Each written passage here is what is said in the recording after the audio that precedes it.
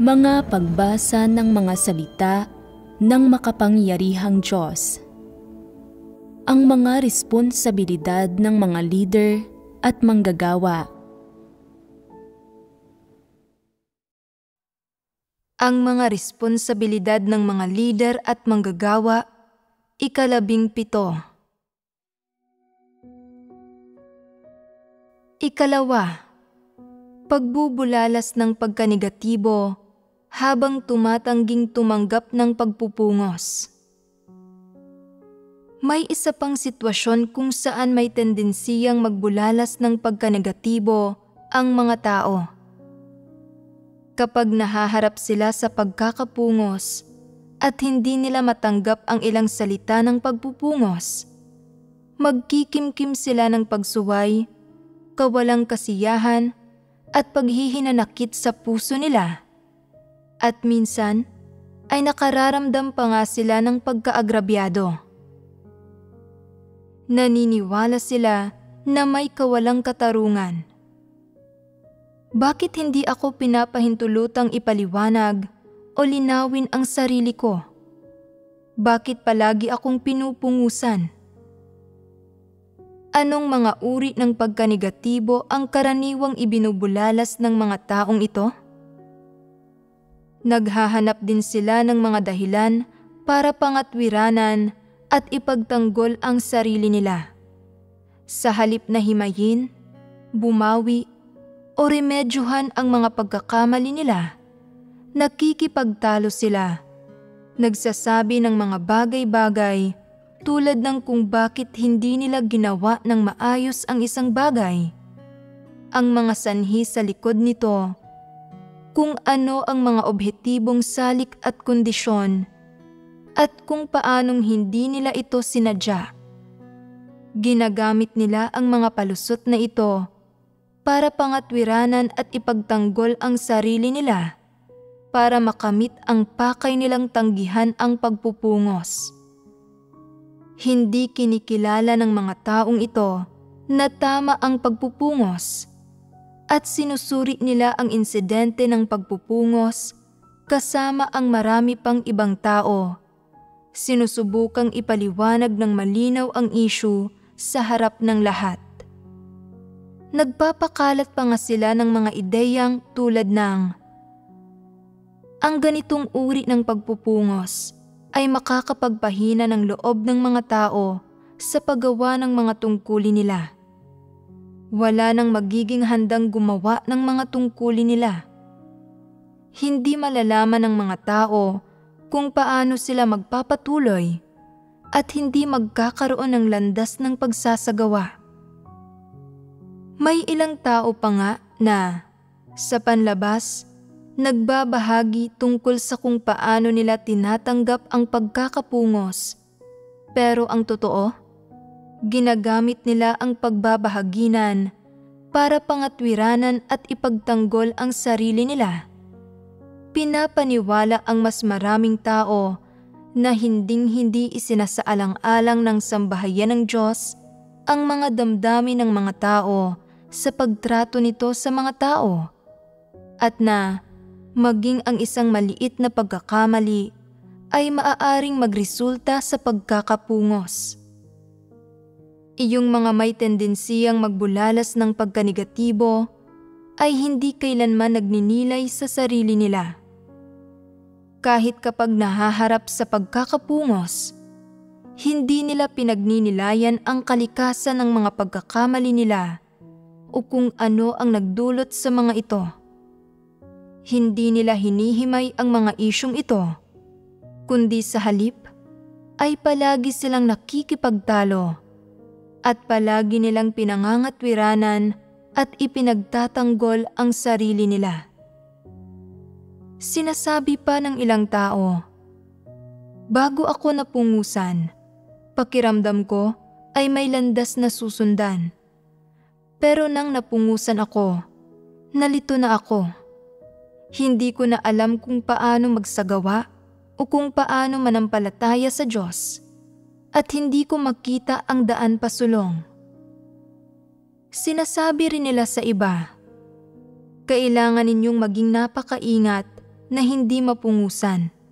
Napakasakit nito, para kang binabalatan. Huwag sundan ang dati kong landas. Tingnan ninyo kung ano ang nangyari sa akin matapos akong mapungusan. Hindi ako makausad, hindi ako makaabante o makaatras.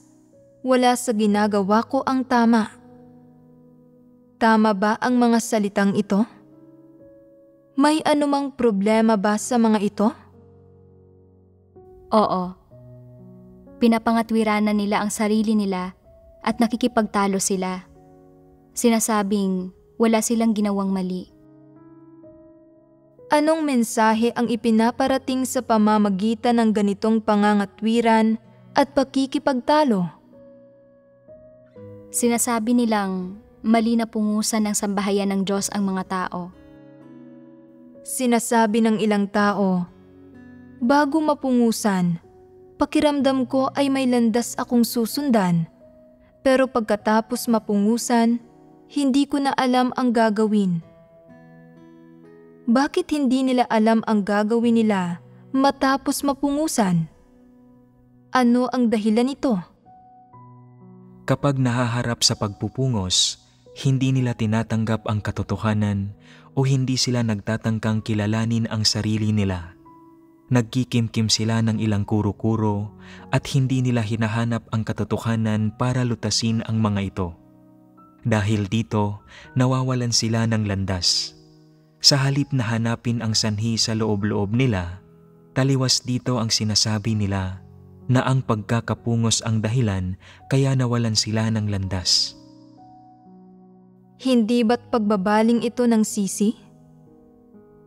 Parang sinasabi na ring, ang ginawa ko ay alinsunod sa mga prinsipyo, pero dahil sa pagpupungos mo, naging malinaw sa akin na hindi mo ako hinahayaang pangasiwaan ang mga bagay-bagay ayon sa mga prinsipyo. Kung gayon, paano naman ako magsasagawa sa hinaharap?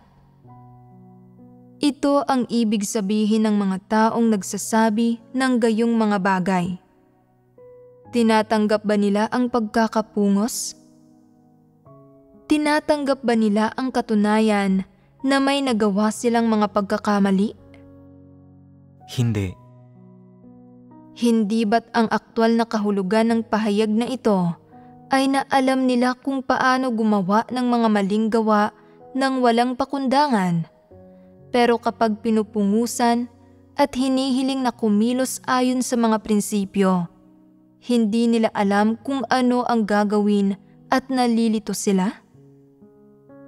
Kung gayon, paano nila ginawa ang mga bagay noon? Kapag nahaharap sa pagkakapungos ang isang tao, hindi ba't ito ay dahil hindi siya kumilos ayon sa mga prinsipyo? Walang pakundangan siyang gumagawa ng mga maling gawa. Hindi niya hinahanap ang katotohanan at hindi niya ginagawa ang mga bagay-bagay ayon sa mga prinsipyo o sa mga panuntunan ng sambahayan ng Diyos, kaya nakakatanggap siya ng pagpupungos. Ang layunin ng pagpupungos ay para bigyang kakayahan ang mga tao na hanapin ang katotohanan at kumilos ayon sa mga prinsipyo para maiwasan na maulit nila ang walang pakundangang paggawa nila ng mga maling gawa. Gayunpaman, kapag nahaharap sa pagkakapungos, sinasabi ng mga taong iyon na hindi na nila alam kung paano kumilos o magsagawa. May anumang elemento ba ng kaalaman sa sarili ang mga salitang ito? Wala silang layuning kilalanin ang sarili nila o hanapin ang katotohanan. Sa halip, ipinapahiwatig nila, dati kong nagagawa ng napakaayos ang mga tungkulin ko, pero mula nang pungusan mo ako, ginulo mo ang isip ko at nilito mo ang pagharap ko sa mga tungkulin ko. Ngayon, hindi na normal ang pag-iisip ko at hindi na ako kasing mapagpasya o kasing mapangahas gaya ng dati. Hindi na ako ganoon katapang at lahat ng ito ay dahil sa pagkakapungos. Simula nang mapungusan ako, malalim nang nasugatan ang puso ko. Kaya dapat kong sabihan ang iba na maging napakaingat sa paggawa ng mga tungkulin nila. Hindi sila dapat magbunyag ng mga kapintasan nila o magkamali. Kung magkamali sila, mapupungusan sila at pagkatapos ay magiging kimi sila at mawawala ang sigla na minsan na nilang taglay. Manghihina ng husto ang mapangahas nilang espiritu at maglalaho ang kanilang matinding lakas ng loob at pagnanais na ibigay ang lahat ng makakaya nila. Iniiwan silang mahina ang loob, takot na takot, at pakiramdam nila ay wala na silang ginagawang tama.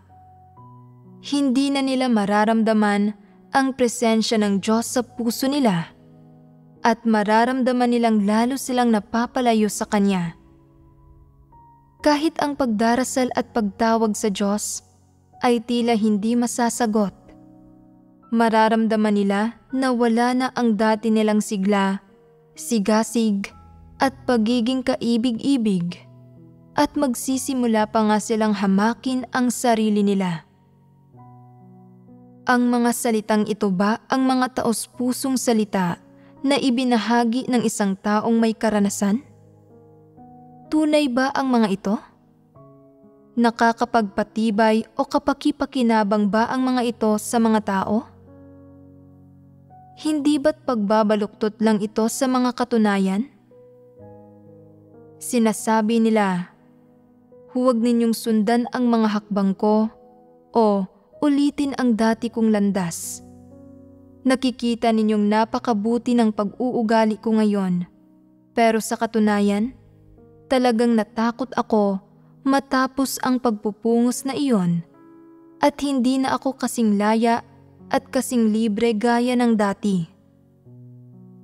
Ano ang epekto ng mga salitang ito sa mga nakikinig? Dahil sa mga ito, nagiging mas mapagbantay ang mga tao laban sa Diyos. Nagiging maingat sila sa pagkilos dahil sa takot na mapungusan. May ganito silang uri ng negatibong epekto. Matapos marinig ito, iisipin ng mga tao, totoo iyan, isang maliit na pagkakamali lang at mapupungusan ka na. Wala kang magagawa para maiwasan ito. Bakit ba napakahirap gumawa ng mga tungkulin sa sambahayan ng Diyos? Palagi na lang pinag-uusapan ang tungkol sa mga katotohanang prinsipyo. Sobrang daming hinihingi. Hindi ba't ayos na ang mamuhay na lang ng isang simple at matatag na pamumuhay?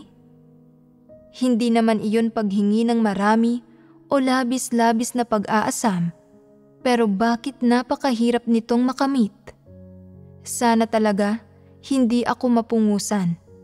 Napakakimikong tao.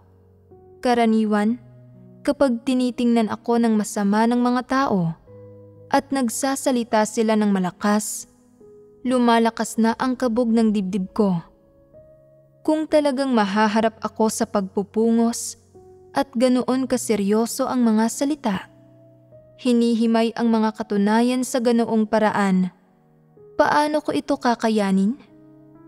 Hindi ba't babangungutin ako dahil dito? Sinasabi ng lahat na mainam ang pagpupungos, pero hindi ko nakikita kung paano ito naging mainam. Hindi ba't natakot dito ang taong iyon? Kung mapupungusan ako, matatakot din ako. Hindi ba't ito ang epektong dulot ng mga salita ng mga nagbubulalas ng pagkanegatibo? Ang epekto bang ito ay nakakapagpatibay at positibo o negatibo at nakakapinsala? Negatibo at nakakapinsala. Ang ganitong mga negatibong pahayag ay maaaring magdulot ng matinding pinsala sa mga handang hangarin ang katotohanan. Kaya naman, sabihin ninyo sa akin, Mga alipin ba ni Satanas iyong mga madalas na nagbubulalas ng pagkanegatibo at nagpapakalat ng kamatayan? Sila ba ay mga taong nanggugulo sa gawain ng iglesia? Kumikilos ang ilang tao ayon sa sarili nilang mga ideya at lumalabag sa mga prinsipyo. Pagkatapos mapungusan, nararamdaman nila na sa kabila ng pagsusumikap ng husto at pagbabayad ng halaga, napungusan pa rin sila, kaya napupuno ng pagsuway ang puso nila at hindi sila tumatanggap ng paglalantad o paghihimay. Naniniwala silang hindi matuwid ang Diyos at na hindi patas ang sambahayan ng Diyos sa kanila dahil ang isang kapaki-pakinabang na may talentong tao na tulad nila na nagtitiis ng napakaraming pagdurusa at nagbabayad ng napakalaking halaga ay hindi napupuri ng sambahayan ng Diyos at napupungusan pa nga. Mula sa pagsuway nila ay lumilitaw ang mga hinanakit at pagkatapos ay magbubulalas sila ng pagkanegatibo. Sa tingin ko, wala nang mas mahirap pa kaysa sa pananampalataya sa Diyos. Napakahirap talagang makatanggap ng ilang pagpapala at magtamasa ng kaunting biyaya. Nagbayad ako ng napakalaking halaga, pero pinungusan ako dahil sa isang bagay na nagawa ko nang hindi maayos. Kung ang isang taong gaya ko ay hindi kaya ang gampanin, sino pa kaya ang may kaya nito? Hindi ba't matuwid ang Diyos? Bakit hindi ko makita ang pagiging matuwid niya? Bakit labis na hindi umaayon ang pagiging matuwid ng Diyos sa mga kuro-kuro ng mga tao? Hindi nila hinihimay kung ano ang nagawa nila na lumalabag sa mga prinsipyo o kung anong mga tiwaling disposisyon ang naibunyag nila. Hindi lang sila walang kahit katiting na pagsisisi o pagpapasakop. Hayagan pa nga silang nanghuhusga at lumalaban.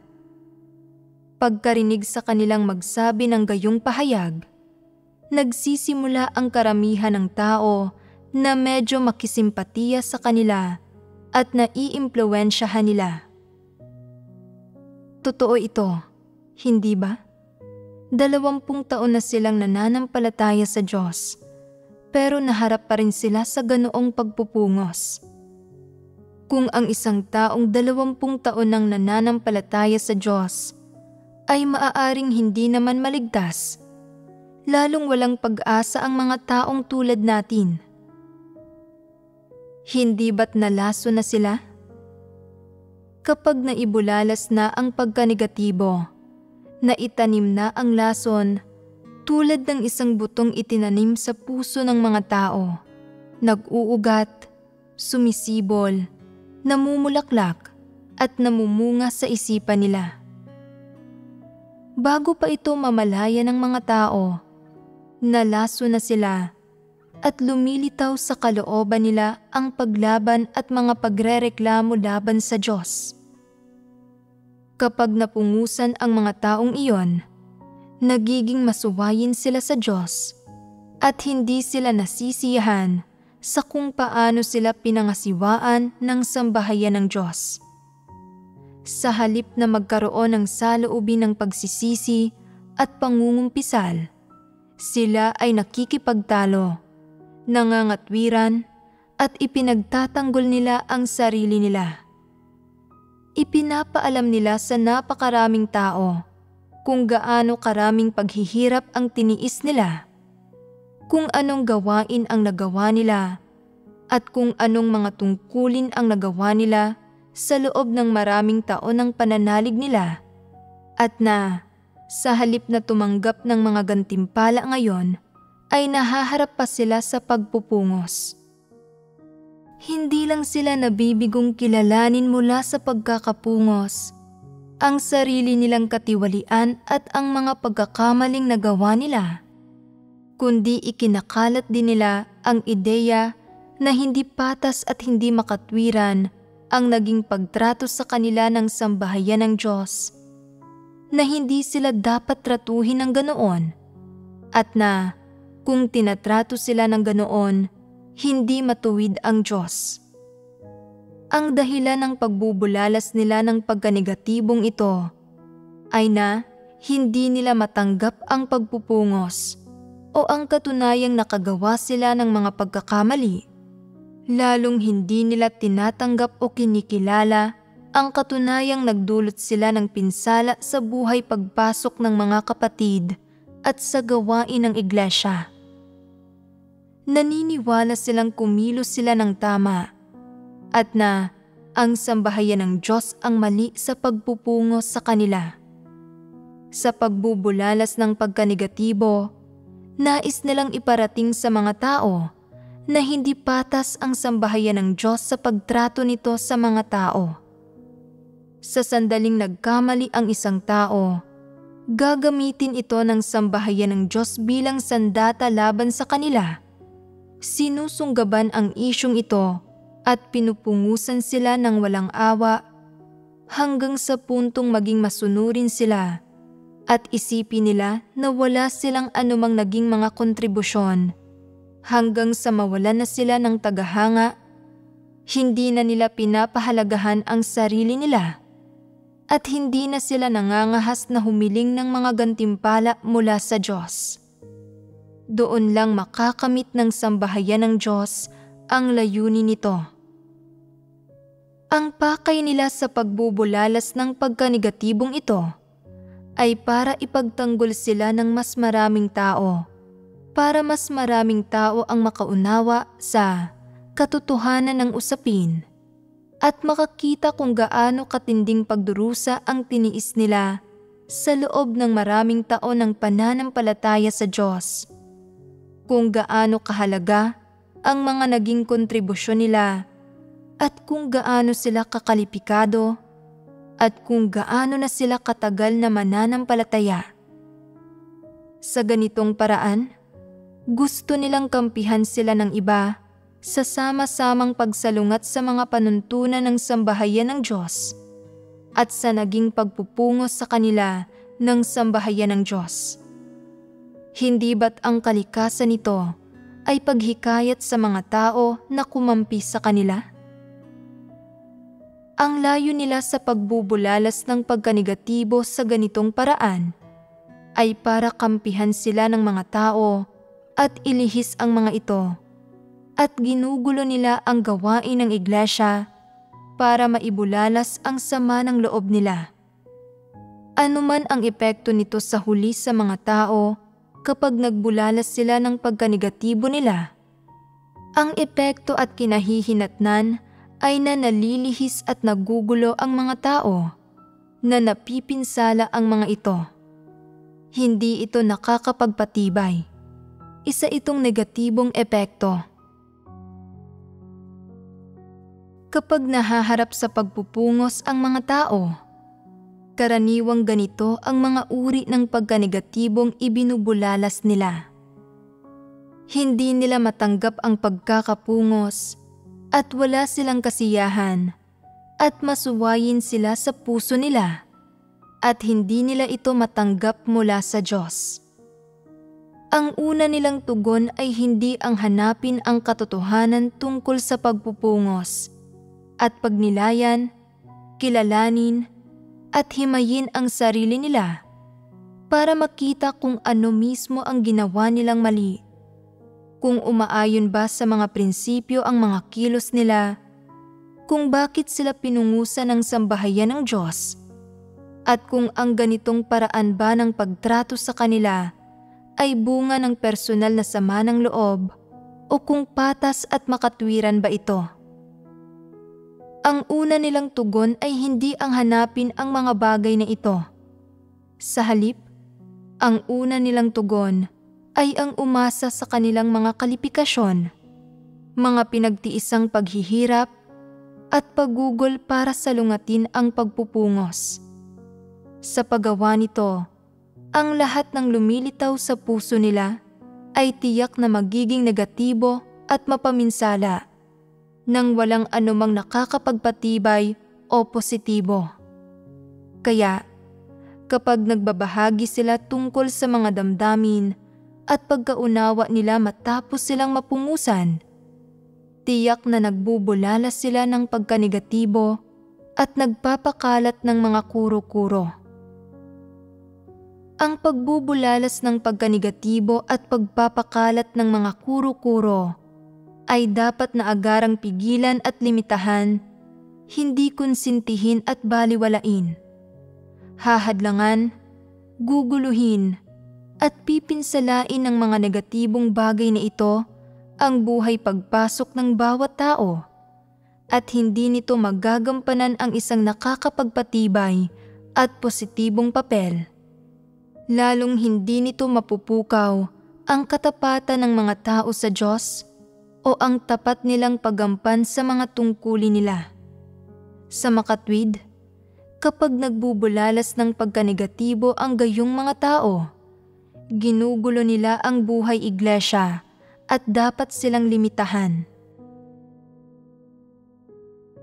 Ikatlo, pagbubulalas ng pagkanegatibo kapag napipinsala ang reputasyon, katayuan, at mga interes ng isang tao. Bukod sa pagbubulalas ng pagkanegatibo matapos matanggal o mapungusan, sa ano pang ibang mga sitwasyon nagbubulalas ng pagkanegatibo ang mga tao? Kapag napipinsala ang mga interes ng mga tao at nararamdaman nilang nawalan sila.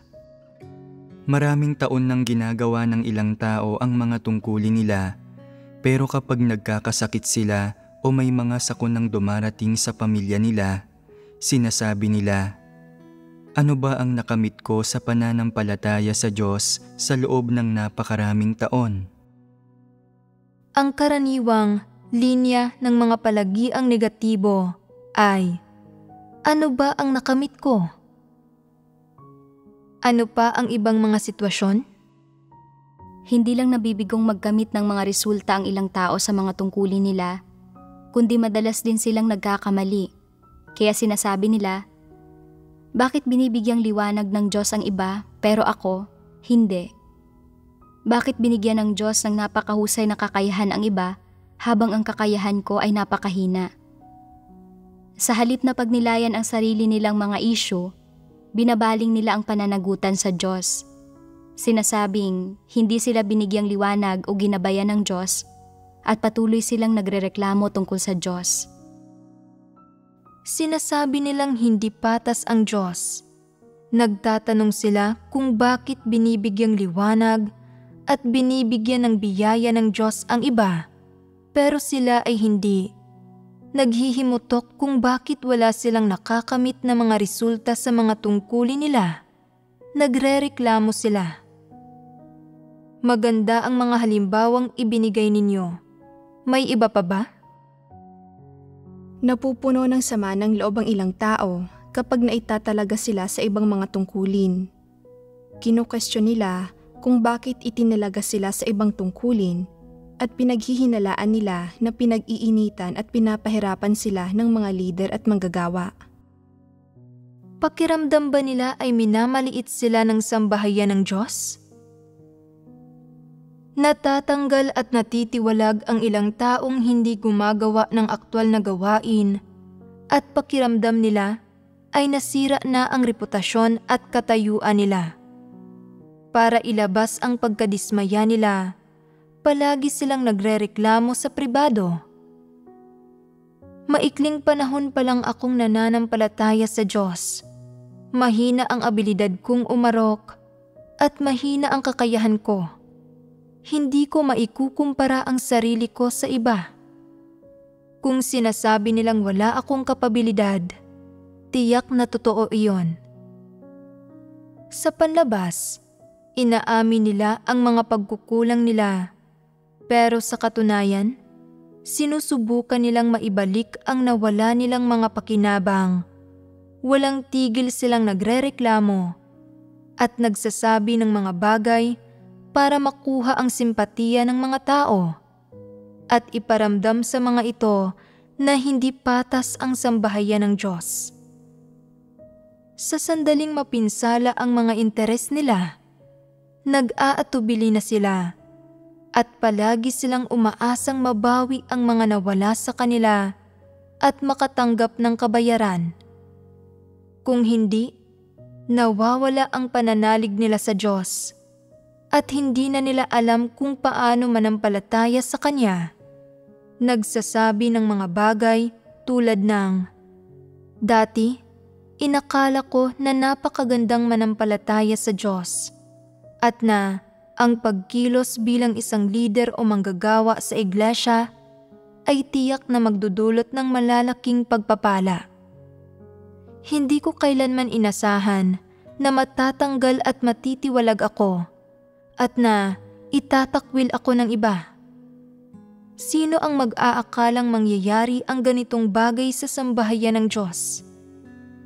Hindi lahat ng nananampalataya sa Diyos ay tiyak na isang mabuting tao at hindi lahat ng ginagawa ng sambahayan ng Diyos ay kumakatawan sa Diyos o sa katarungan."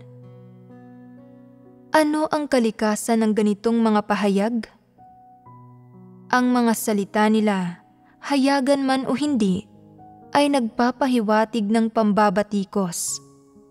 Nagpapahiwatig ang mga ito ng paghusga at paglaban.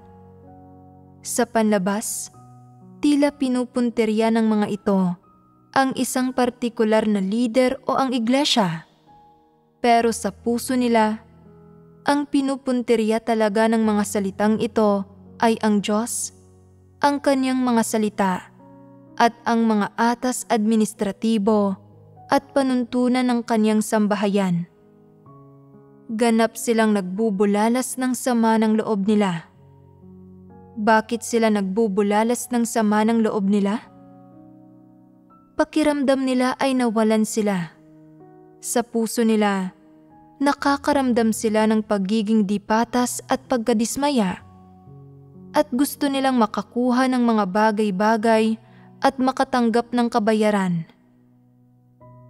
Bagamat ang pagkanegatibong ibinubulalas ng gayong mga tao ay hindi isang malaking banta sa nakararami, ang masasamang salitang ito ay tulad ng mga nakakainis na langaw o surot na medyo nakakagulo sa isipan ng mga tao. Karamihan ng tao ay nakakaramdam ng pagkasuklam at pagtutol kapag narinig nila ang mga salitang ito. Pero hindi maiiwasang may mga taong kauri ng gayong mga tao, iyong mga may parehong mga disposisyon, diwa at hilig na kasing bulok ng gayong mga tao at na naiimpluwensyahan at nagugulo ng gayong mga tao. Hindi ito maiiwasan. Bukod pa rito, ang ilang taong mababa ang tayog na walang pagkilatis ay maaaring mabagabag ng mga negatibong komentong ito at maaaring maimpluwensyahan ang pananalig nila sa Diyos. Hindi pa alam ng mga taong ito kung para saan ba mismo ang pananampalataya sa Diyos at hindi malinaw sa kanila ang mga katotohanan ng mga pangitain at mahina rin ang abilidad nilang makaarok sa katotohanan. Kapag narinig nila ang mga negatibong pahayag na ito, napakalaki ng posibilidad na tatanggapin nila ang mga ito ng hindi namamalayan. Kaya naman, magdurusa sila sa impluwensya ng mga ito. Lason ang mga salitang ito. Madaling maitanim ang mga ito sa puso ng mga tao.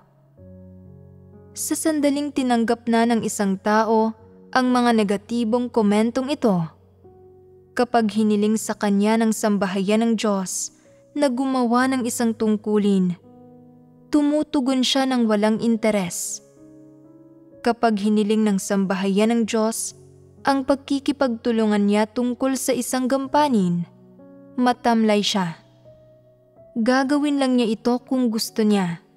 Kung hindi, hindi niya ito gagawin at palagi siyang may kung ano-anong dahilan at palusot. Bago niya narinig ang mga negatibong komentong iyon, may kaunting sinseridad sa pananampalataya niya sa Diyos at may positibo at aktibong saloobin siya kapag ginagawa ang mga tungkulin niya. Pero pagkatapos marinig ang mga negatibong komentong iyon, nawawala na siya ng interes at malamig din siya sa mga kapatid niya. Nagiging mapagbantay siya sa mga kapatid.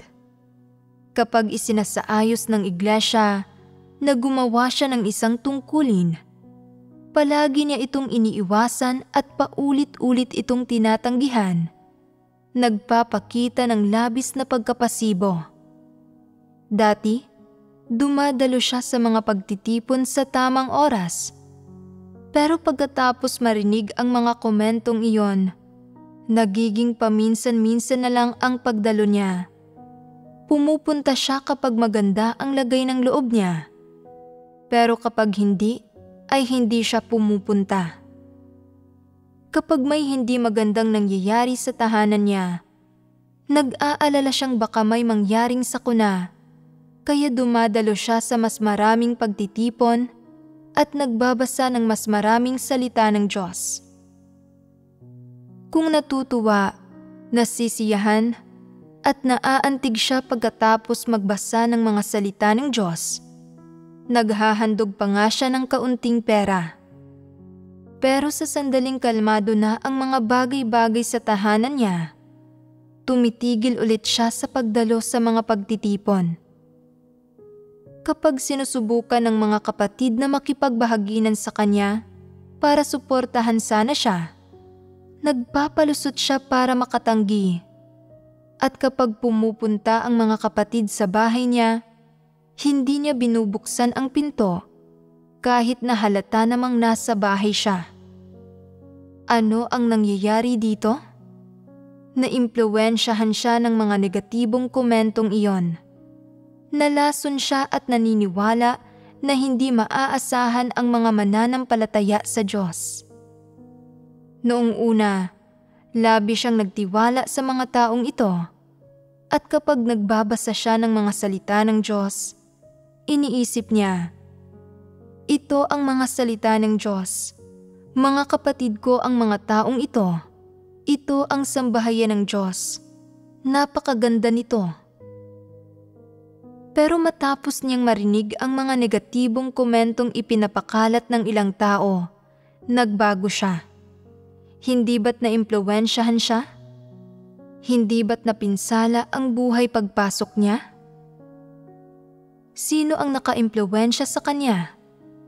Ang mga taong nagbubulalas ng pagkanegatibo, iyong mga gumawa ng mga komentong iyon.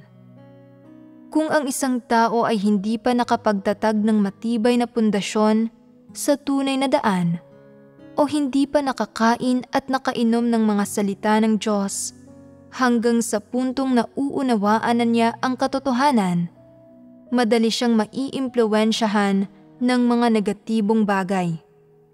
At sa partikular, iyong mga walang abilidad na umarok sa katotohanan, bagkus ay pinagmamasdan lang ang mga kalakaran, inoobserbahan ang sitwasyon, at tumitingin sa mga panlabas na pangyayari, mas madali silang naiimpluwensyahan ng mga negatibong salita.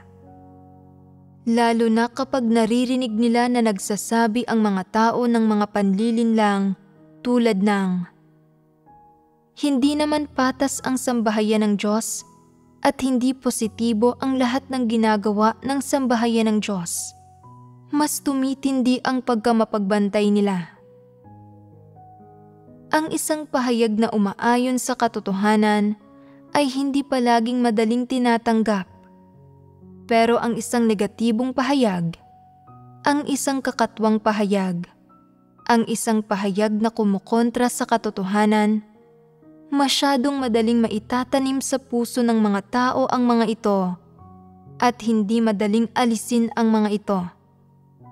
Napakahirap para sa mga tao na tanggapin ang katotohanan, pero napakadali para sa kanila na tumanggap ng mga panlilinlang.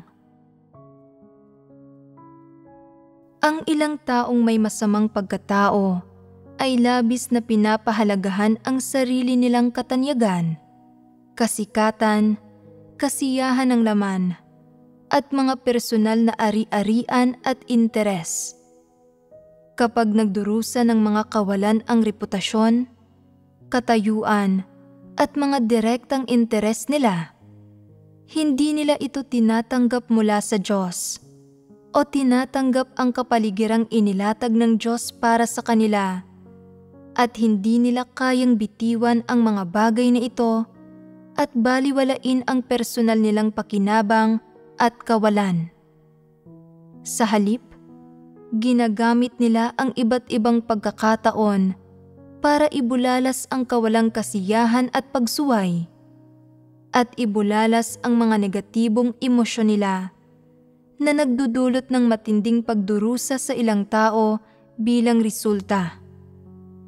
Sa makatwid, kapag nagbubulalas ng pagkanegatibo ang gayong mga tao, dapat munang agarang arukin ng mga leader ng iglesia ang sitwasyon at maagap na pigilan at limitahan ang mga taong iyon. Siyempre, dapat aktibo ring ilantad ng mga leader ng iglesia ang mga taong iyon at makipagbahaginan sa mga kapatid tungkol sa kung paano kikilatisin ang mga iyon at kung bakit sinasabi ng mga iyon ang mga negatibo at kakatwang bagay na ito, pati na rin kung paano tratuhin at kilatisin ang mga salitang ito para maiwasan ng isang tao na malihis at labis na mapinsala ng mga ito. Kinakailangang makilatis at mahimay ang gayong mga tao, at sa gayon ay iwasan at itakwil ang mga ito, at nang hindi na malihis ng mga ito. Ito ang gawaing dapat gawin ng mga leader ng iglesia. Siyempre, kung matutuklasan ng mga ordinaryong kapatid ang gayong mga tao, at makikilatis ang pagkataong diwa ng mga ito, dapat din silang umiwas sa mga ito. Kung wala kang sapat na abilidad para lumaban o tayog para suportahan, tulungan, at baguhin ang mga taong ito, at nararamdaman mong hindi mo kayang tiisin ang mga negatibong komento nila at ang mga salita nila ng kawalang kasiyahan at pagsuway, ang pinakamainam na pamamaraan ay ang lumayo.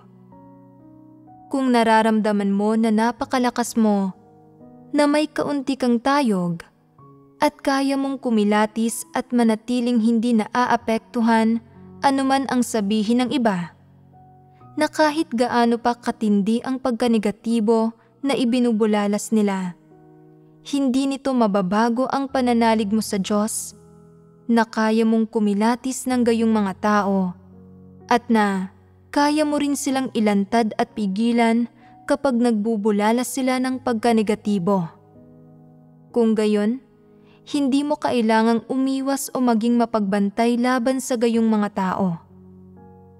Pero kung nararamdaman mo na wala kang gayong tayog, ang paraan at prinsipyo sa pagharap sa gayong mga tao ay ang umiwas sa kanila.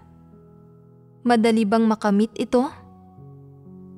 Sinasabi ng ilang tao, pwede ko ba silang pagtiyagaan, pagtiisan at patawarin? Ayos lang din iyon at hindi naman iyon mali. Pero hindi iyon ang pinakamahalaga o ang pinakamainam na pagsasagawa. Sabihin ang pinagtitiisan, pinagtitiyagaan at kinukonsinti mo sila. At sa huli, nalihis ka nila at kumampi ka sa kanila. At ipagpalagay na paano ka man tinutustusan o sinusuportahan ng sambahayan ng Diyos, hindi mo ito nararamdaman. O na kapag nagbabasa ka ng mga salita ng Diyos, madalas kang naiimpluwensyahan ng mga kaisipan at komento nila.